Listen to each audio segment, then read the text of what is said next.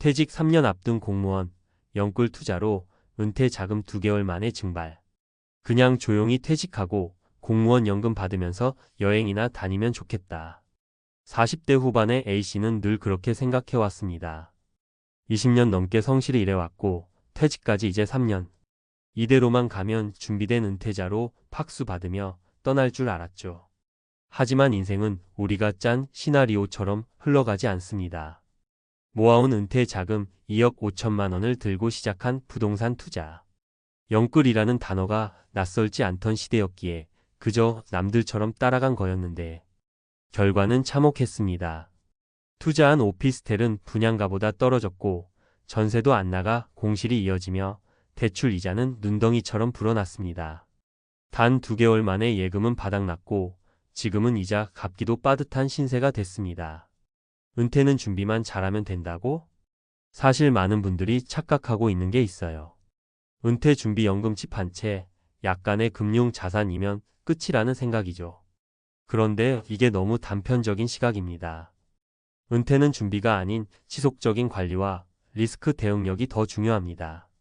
특히 은퇴 직전의 5년은 결정적인 시기예요. 이 시기에 무리한 투자로 자산이 반토막 나거나 부채가 생기면 회복이 거의 불가능합니다. 은퇴를 망치는 3가지 잘못된 투자 사례. 1. 공무원 A씨 공실 리스크는 생각도 못했어요. 앞서 이야기한 A씨는 퇴직 전 은퇴 자금에 욕심을 냈습니다. 연금만으론 부족할 것 같아라는 불안감이 그의 판단력을 흐렸죠.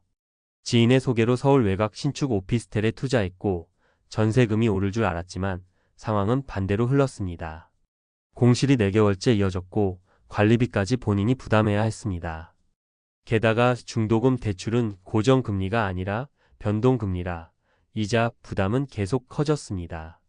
결국 원금 회수는커녕 손실을 보고 매도하려고 해도 매입가보다 3천만 원 낮게라도 팔리지 않는 상황.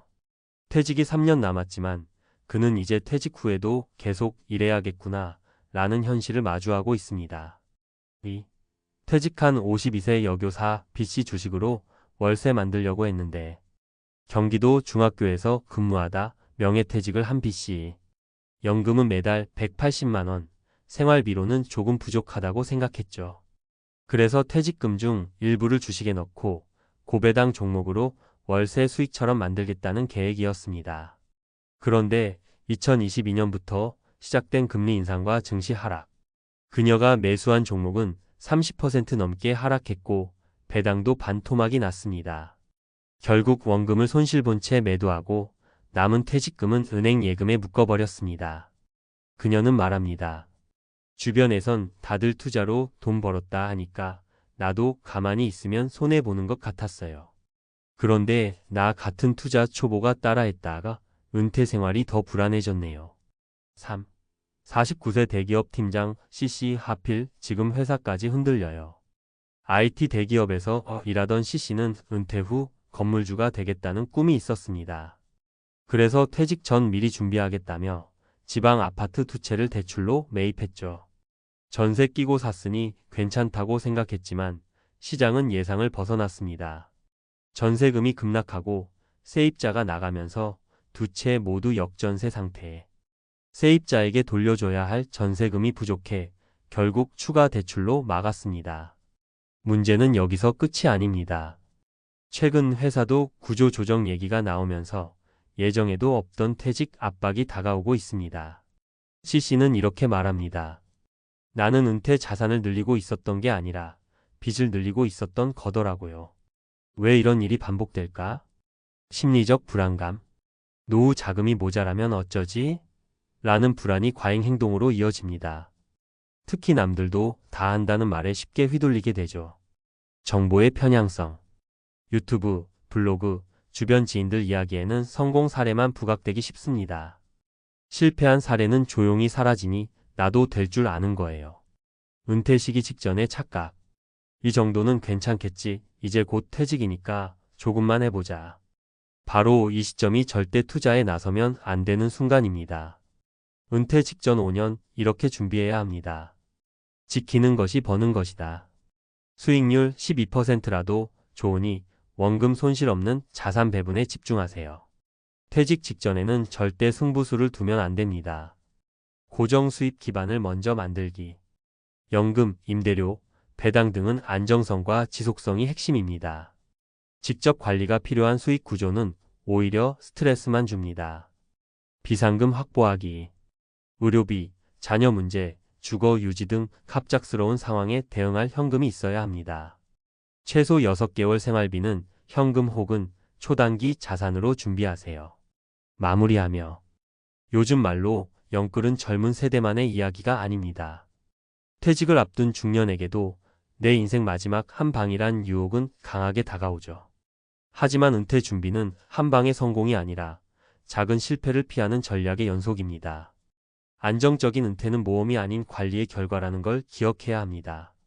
그 어떤 투자보다 더 중요한 건 당신의 노후가 평온하게 흘러가는 것입니다.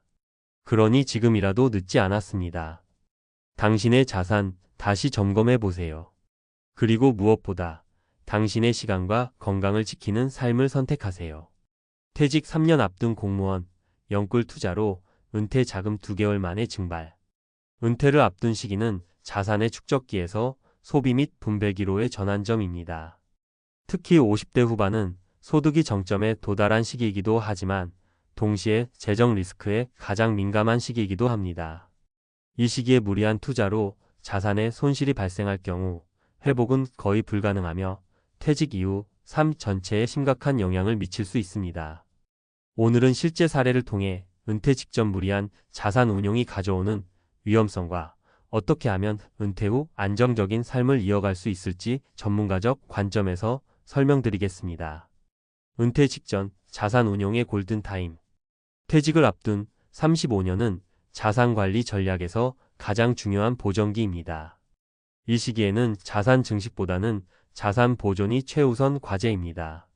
하지만 많은 은퇴자들이 이 시점에서 부족한 은퇴 자금에 대한 불안감으로 무리한 투자 결정을 내립니다. 대표적인 예가 영끌 투자, 특히 부동산과 주식에 대한 레버리지 의존 투자입니다. 그렇다면 왜 이런 판단이 위험할까요? 자산 손실을 회복할 시간이 없다. 대출 의존 시 현금 흐름이 급격히 악화될 수 있다. 심리적 압박이 커지며 은퇴 이후 삶의 질이 떨어진다. 이제 실제 3가지 사례를 통해 보다 구체적으로 살펴보겠습니다. 사례 1.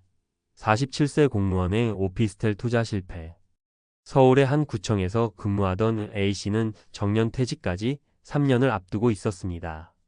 그동안 모아둔 은퇴 자금 2억 5천만 원을 활용해 오피스텔 분양에 투자했습니다. 분양가는 3억 원이었고 대출을 일부 활용해 매입했습니다. 문제는 다음과 같았습니다. 분양 당시 시장 분위기만 믿고 임대 수익을 장담. 예상과 달리 공실 상태가 지속되며 수익은커녕 월세도 미수금, 이자와 관리비 등으로 한 달에 100만 원 가까운 지출 발생. 결국 2개월 만에 유동성 위기 발생, 은퇴자금 대부분 소진. 이 사례는 퇴직을 앞두고 투자 자산의 유동성 리스크와 수익 안정성을 간과한 전형적인 실수입니다. 특히 부동산의 경우 공실 리스크와 매도 유동성이 낮다는 점을 반드시 고려해야 합니다. 사례 2. 52세 명예퇴직 교사의 주식 배당 투자 실패. 경기도 중학교에서 명예퇴직한 B씨는 퇴직금 중 1억 원을 활용해 배당주 투자에 나섰습니다. 목적은 단순했습니다. 배당금으로 생활비 일부를 충당하고 주가는 천천히 오르면 좋겠다.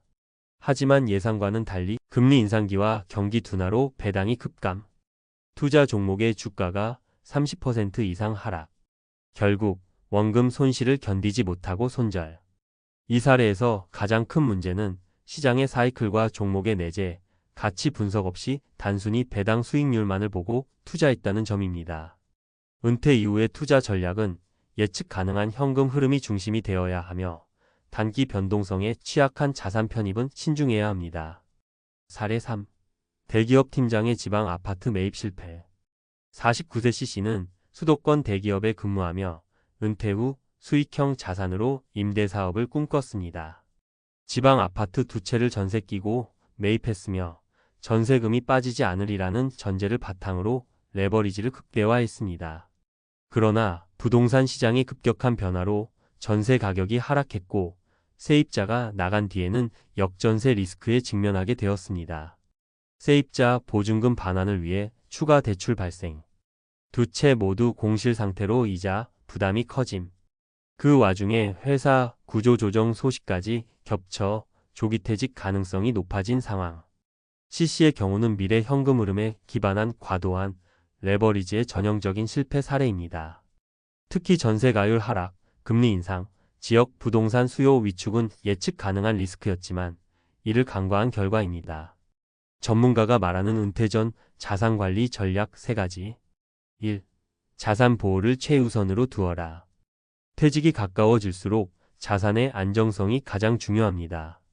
수익률보다 손실 가능성을 최소화하는 분산 포트폴리오가 필요합니다.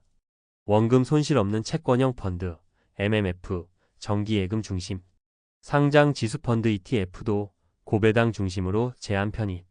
주식은 전체 자산의 1015% 이내로 제한. 2. 현금 흐름을 먼저 확보하라. 은퇴 후 불안은 현금 부족에서 시작됩니다. 안정적인 현금 흐름이 존재한다면 대부분의 리스크는 감당 가능합니다. 연금 수령 시점, 조율 국민연금 퇴직연금. 임대 수익도 공실률 낮은 구조로 계획. 예상치 못한 지출 병원비 등을 대비한 비상자금 준비. 3. 리스크 시나리오를 사전에 점검하라. 가장 중요한 건 일어날 수 있는 최악의 상황을 상정하고 대비하는 것입니다. 예를 들어 주식이 30% 하락했을 때 자산 총액 변화, 부동산이 6개월 공실 상태가 되었을 때 현금 흐름, 갑작스럽게 조기 퇴직할 경우의 대처 방안. 이러한 시나리오 플랜을 기반으로 의사결정을 하면 감정에 휘둘리지 않는 자산 운용이 가능해집니다. 결론 한 방이 아닌 한 삶을 설계하라. 퇴직 3년 전, 즉 은퇴가 눈앞에 다가왔을 때는 자산의 속도전이 아닌 방향 설정이 더 중요합니다. 한 번의 투자가 성공적으로 끝난다 하더라도 그 이익이 2030년 노후 생활을 책임질 수는 없습니다. 따라서 중요한 건 욕심을 내려놓고 검증된 수단으로 꾸준하고 안전하게 은퇴 설계를 이어가는 것입니다. 은퇴 후 삶은 더 벌기 위한 싸움이 아니라 덜 잃고 오래 쓰는 전략이 되어야 합니다. 지금 이 시점에서 여러분의 은퇴 전략이 과연 이 방향에 맞춰져 있는지 꼭 다시 점검해 보시길 바랍니다.